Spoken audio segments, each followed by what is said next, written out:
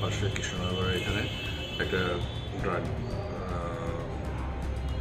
বেশ কিছু পরিমাণে ড্রাগ এনডিপিএসের যেটা আছে সেটা আরেকজনের কাছে বেচা হবে।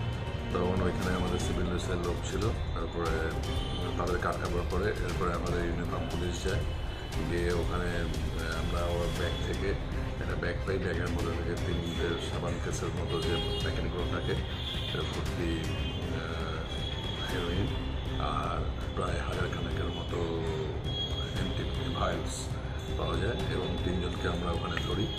একজনের নাম মোবারক নিয়ে, আরেকজনের নাম আমির হোসেন, তাদের বাড়ি রাজনগর, আরেকজন সোমনাথ সাউ, যে এর আগেও অনেক দু একটা কেসে তাদের ধরা পড়েছিল, তাকে আবার পুনরায় এখানে পাওয়া যায় এবং আমরা এই জিনিসগুলো সিজ করি, তাদের মোবাইল এবং যে স্কুটিটা আছে এটা সিজ করি। আমরা এনডিপিএসের নাম্বার নিয়েছি কালকে আমাদের উপাদায় পুলিশ রিমান্ডের জন্য।